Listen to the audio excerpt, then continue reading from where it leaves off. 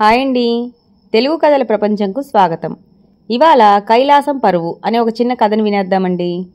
కైలాసంలో హిమాలయాలు, చల్లని వాతావరణం, అభిషేకాలు, శివరాత్రి ఉత్సవాలు, శివుడు పార్వతి తమ తమ భక్తులు చేస్తున్న పూజలను తిలకిస్తూ, భక్తులు కోరుకుంటున్న కోరికలను ఆలకిస్తూ తన్మయత్వంతో పరవశిస్తూ ఉన్నవేళ స్టాండప్ అన్న కేకతో అదిరిపడి తమకు తెలియకుండానే లేచి నిల్చుని ఎదురుగా ఉన్న వినాయకుడిని చూసి చిరునవ్వుతో "ఏమిటి బాబు, ఎవరో ఇన్కమ్ ట్యాక్స్ వారు రైడింగ్ వచ్చినట్లు అదిరిపడ్డాం" అంటూ పకపకా నవ్వేశారు. "ఇదేమీ క్లోజప్ అడ్వర్టైజ్మెంట్ కాదు పల్లికలించడానికి" అన్నాడు గట్టిగా అరిచి. "ఏం జరిగింది? ఎందుకు బొజ్జబుజ్జి అలా చిరాగ్గా ఉన్నావు?" అని ప్రశ్నించాడు శివుడు. "నా పేరు బుజ్జి కాదు, బజ్జీ కాదు, వినాయక్, మిస్టర్ వినాయక్" కటువుగా అన్నాడు వినాయకుడు. తమ గారాల పుత్రుడి వాలకాన్ని చూసిన వారిద్దరికీ ముచ్చెమటలు పోశాయి. కొంపదీసి ఎవరైనా చేతబడిగాని చేయించలేదు కదా, లేకపోతే ఇలా ఎందుకు ప్రవర్తిస్తాడు అని ఎవరికి వారే మనసులో అనుకుని శివపార్వతులు ఒకరి మొహంలోకి ఒకరు చూసుకున్నారు. ఏంటలా ఒకరి మొహం ఒకరు చూసుకుంటున్నారు? నెత్తిన కాసిన చల్లని నీళ్లు లేక ఐస్ నీళ్లు పోయగానే అవి తాగేసి చల్లబడిపోయిన ఉబ్బులింగడిలా భూలోకానికి వెళ్ళి మీ భక్తుల కోరికలు తీర్చినంత మాత్రాన మీ పని అయిపోలేదు. ప్రస్తుతం నా కోరికల్ని తీర్చటం మీ డ్యూటీనే అన్నాడు కూల్గా వినాయకుడు. "అడుగు నాయనా." "సారీ మిస్టర్ వినాయక" అన్నాడు శివుడు. "అర్జెంటుగా నాకు కంప్యూటర్ కావాలి. అన్ని లోకాల్లో కంప్యూటర్లు కుప్పతెప్పలుగా ఉన్నాయి. ప్రధానమైన కైలాసంలోనే కంప్యూటర్ లేకపోతే ఏం బాగోలేదు" అన్నాడు సీరియస్గా వినాయకుడు. కొడుకు కోరిక విన్న పార్వతి నిర్ఘాంతపోయింది. "ఏమిటి ఈరోజు వీడింత తలతిక్కగా మాట్లాడుతున్నాడు? బ్రహ్మయ్య, వీడిని స్థితి నుండి నువ్వే కాపాడాలి" మనసులో అనుకుంది. "చూడు మమ్మీ, నాకు తిక్కా గిక్కా లాంటివి ఏమీ లేవు. మీ శ్రీవారితో చెప్పినా మీ బంధువులందరితో చెప్పినా ఒకటే. నీ ప్రయత్నం ఫలించదు" కర్కశంగా అన్నాడు వినాయక్. కాసేపు ఆగి, "ఏంటి నీ పుర్రెలోని ఆలోచనలు నాకెలా తెలిసిందని ఆశ్చర్యపోతున్నావా? నా దగ్గర మినీ పరికరం ఉందిలే, దాని పేరు రెడ్ చిప్. దాని సాయంతోనే నీ బుర్రలో మెదడులో ఉన్న ఆలోచనలన్నీ పసిగట్టగలను. అయినా మీతో వాదనెందుకు? నేనడిగిన కంప్యూటర్ నాకు కావాలి" అన్నాడు. ఆదిశక్తి శివుణ్ణి కొరకొరా చూసింది.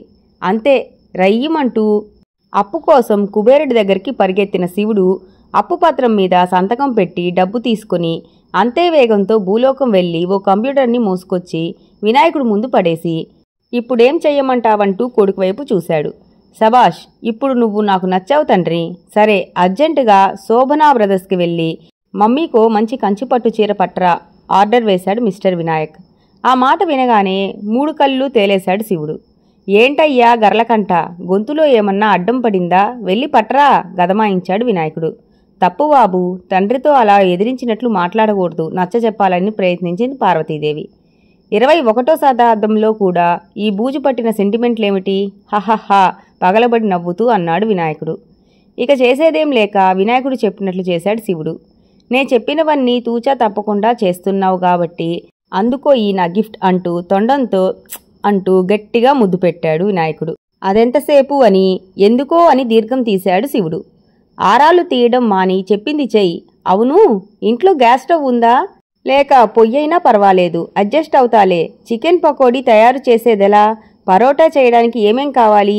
గట్టిగా అంటుంటే చెవులు మూసుకున్నారు పార్వతీ పరమేశ్వర్లు. అప్పుడే అక్కడ అడుగుపెట్టిన అసలు వినాయకుడు పోలీసులతో "అరెస్టు చెయ్యండి సార్ ఈ దసరా వేషగాడిని" అంటూ వాళ్ళకి హెల్ప్ చేశాడు. ఆ తర్వాత తల్లిదండ్రుల వైపు తిరిగి "నేనమ్మా మీ బుజ్జిబొజ్జ వినాయకుడిని. 2 పెళ్ళాల్ని నా కంటగట్టారుగా. ఒక్కదానికి వంట చేతకాదు, కుడుములెలా చేయాలో తెలియదు, పరమాన్నం చేయడానికి ఏ పదార్థాలు కావాలో తెలియదు. జిహ్వా చాపల్యంతో నేను చస్తున్నాను. అదేదో ఇంటర్నెట్ కనెక్షన్ ఉందంట కదా, దాని ద్వారానైనా నేర్చుకుంటారన్న ఉద్దేశంతో భూలోకం వెళ్ళి కంప్యూటర్ కొనుక్కు రావాలనుకున్నాను. దాన్నే డాడీ నాకు తెలియకుండా కొట్టువాడికి డబ్బిచ్చి తీసుకొచ్చేశారు. నా వాలకాన్ని గమనించిన ఈ దసరా పండుగ వేషాల వినాయకుడు కైలాసానికొచ్చి మిమ్మల్ని దడదడలాడించాడు" అని విడమరిచి చెప్పేసరికి "అమ్మ బాబోయ్, ఈ భూలోకవాసుల్ని నమ్మకూడదు. ఈ మధ్య మరీ టోకరాగాళ్ళు ఎక్కువైపోయారు. వరాలు కూడా అన్ని విధాలా సమీక్షించి ఇవ్వాలి. ఎవరేది అడిగితే అది ఇవ్వకూడదు" అని నిర్ణయించుకున్నారు శివదంపతులు. అలాగే కైలాసానికి ఎవరు పడితే వారు రావటానికి వీల్లేకుండా కట్టుదిట్టమైన సెక్యూరిటీని కూడా ఏర్పాటు చేసుకోవాలి. లేదంటే మన కైలాసం పరువు గంగలో కలుస్తుంది అన్నాడు బొజ్జ గణపయ్య.